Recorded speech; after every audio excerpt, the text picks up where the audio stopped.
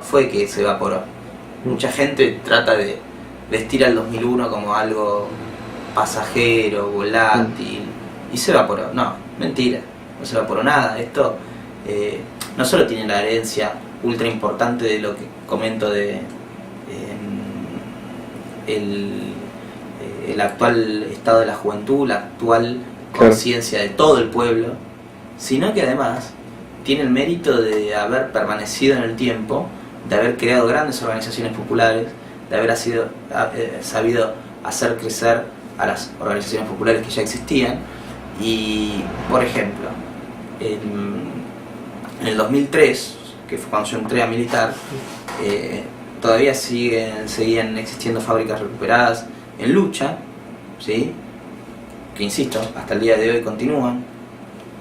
Existía un movimiento piquetero importantísimo, digo cuando yo entré a militar, por dar un ejemplo, que al día de hoy continúa dando la batalla en los barrios, contra los punteros, etc. El movimiento de la juventud en el 2001 recupera la fuga, y al día de hoy la fuga también festeja sus 10 años. Es decir, un movimiento que ha dejado en lo organizativo no solo grandes experiencias, sino grandes resultados, ¿sí? Grandes avances. Y en el 2003, cuando yo empiezo a militar, que era la pregunta que vos me hacías, el 2001 estaba en un momento de maduración.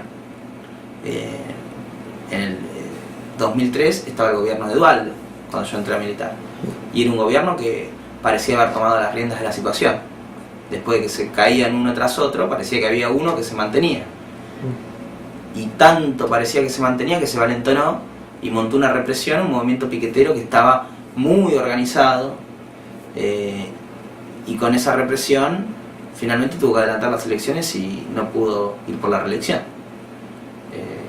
Así que en principio todo este movimiento social y demás siguió percutiendo, a tal punto que muchas de las consignas y de las luchas que estaba dando el movimiento popular en ese momento, el gobierno las tuvo que disfrazar y tomar parcialmente para poder degenerarlas.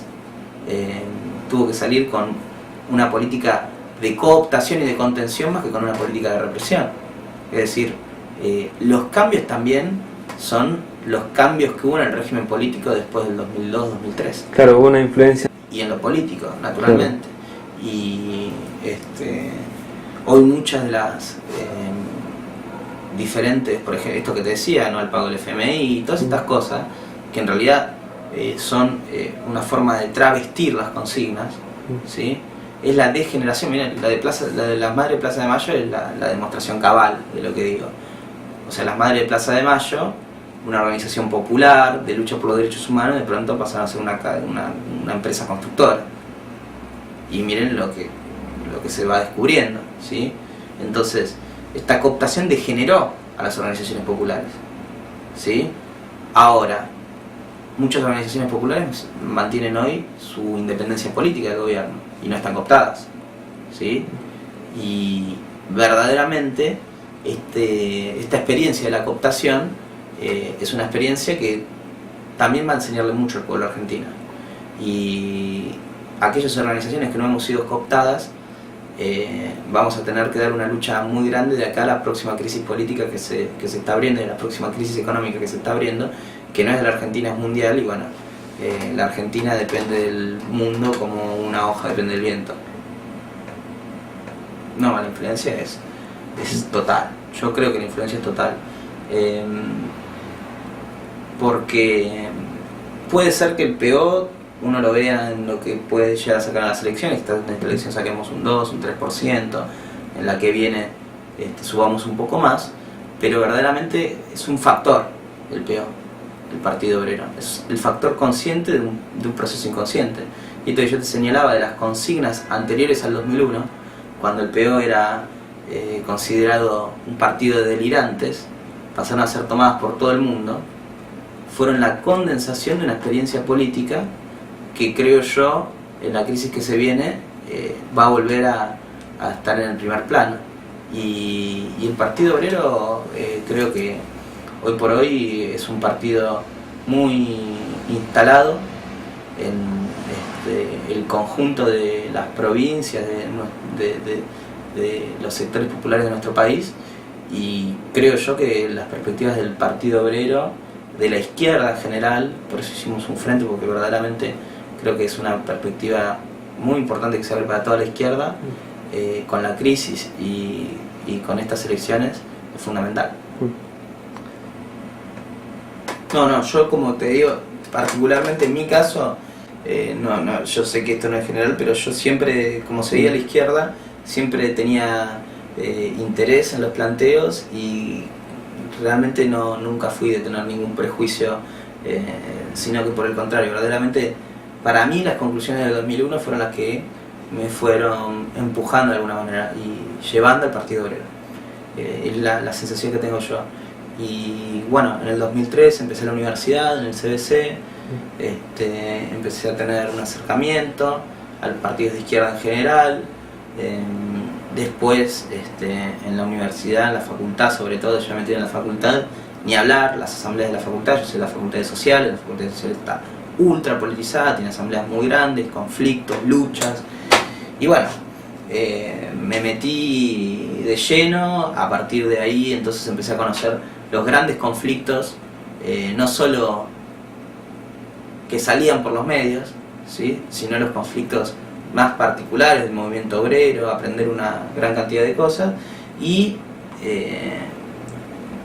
me interesa también recordar un poquito que en algún momento Clarín y el gobierno eran aliados. En ese momento todo lo que pasaba en este país estaba escondido bajo la alfombra.